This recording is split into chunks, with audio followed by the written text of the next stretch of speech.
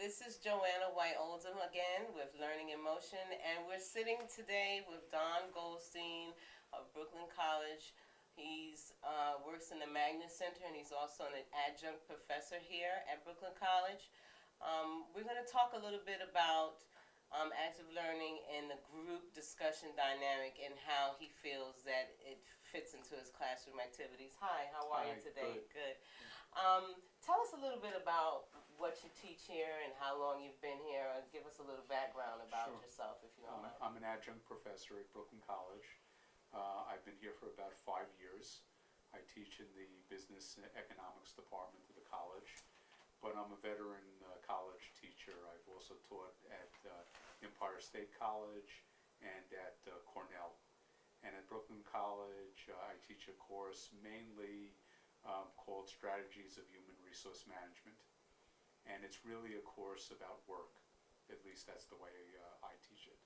So it's very accessible to all the students. It's something they can all relate to.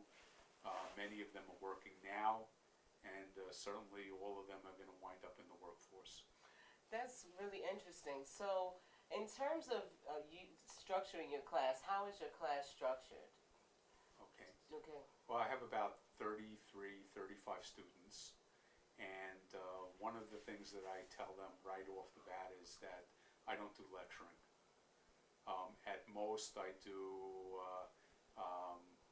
classroom discussions that I lead, and I put a lot of emphasis on class participation. I throw out questions that they can all relate to, and my feeling is by having these discussions and by not doing lectures, it kind of reflects my opinion about what education is all about. That it's not like, the professor is up here and all the students are down there and all the education and information flows from top to bottom. In all my classes, I learn a great deal from the students, and the students learn a lot from each other. So I really encourage active discussion and participation. We have, in any given class at Brooklyn College that I've had, we might have students from 10 or 12 different countries. Wow. So they all bring in different experiences, different backgrounds, and we all learn a lot from each other. That's incredible. So, do you find it difficult to teach or to facilitate a discussion because there is such a diverse student population, or are there any challenges that come with that? Not because of the diversity. I think the diversity actually aids in that, in having people, for instance, I throw out a question about globalization and ask how different cultures relate to work, let's say.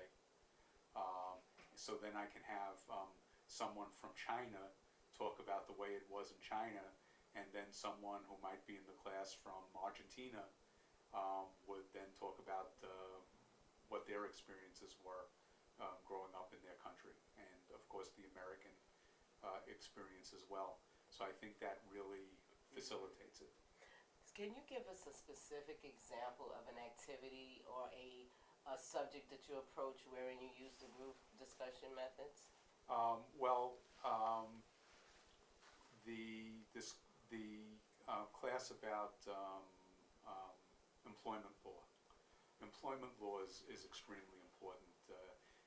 Employment law is probably more important in employment than most other fields, and it's very hard to understand the whole field if you don't understand what happened during the Civil Rights era, how employment, how civil rights laws are related to employment, how people were held back because of discrimination.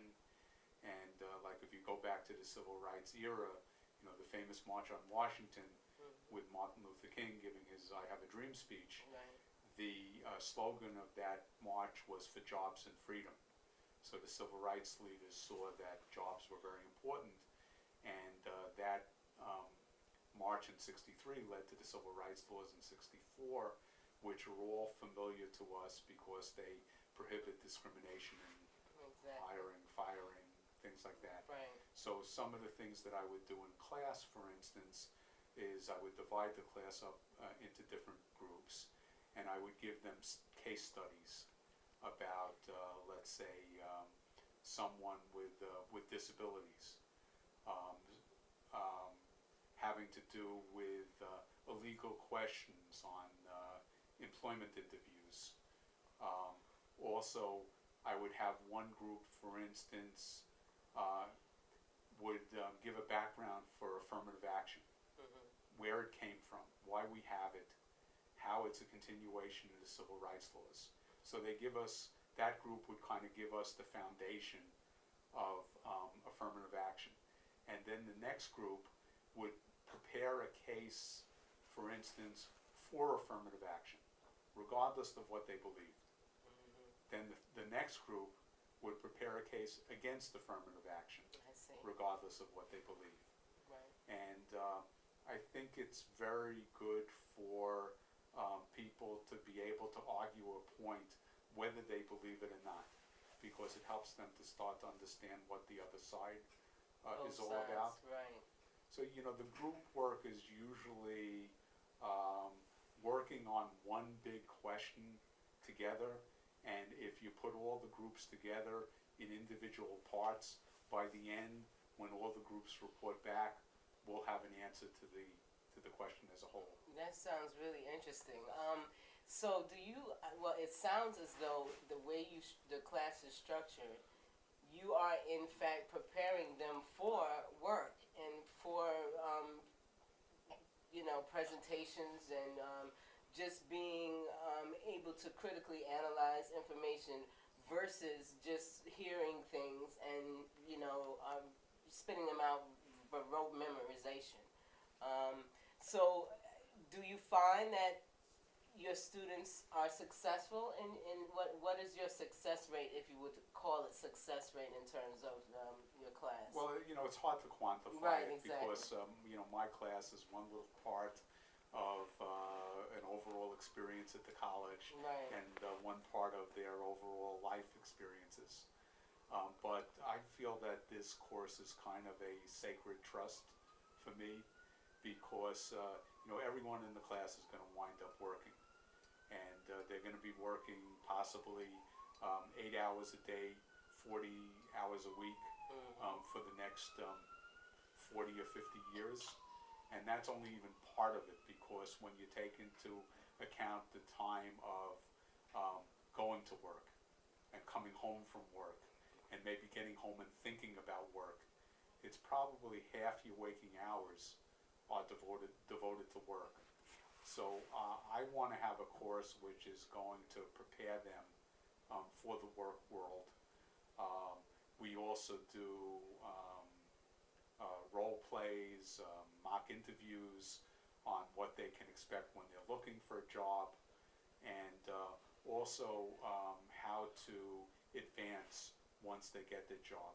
What kind of strategies that they can use in order to move forward in their jobs, and how they can get the most satisfaction out of their work careers. Because it's quite a difference going to a job that you dread and you don't want to get up in the morning and you hate, That's and right. you know it starts to take a toll on your health and Exactly. your emotional well-being. So if they can get a position where they're enthusiastic and they love it, and sometimes you can help make a position that way.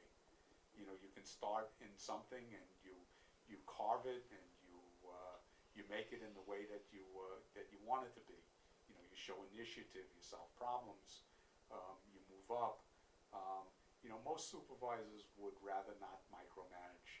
So if you can show that you can do things on your own, that you can take charge of your own schedule, that you're responsible, most managers will leave you alone, and then you're much more independent and you're happier that way. That's very true.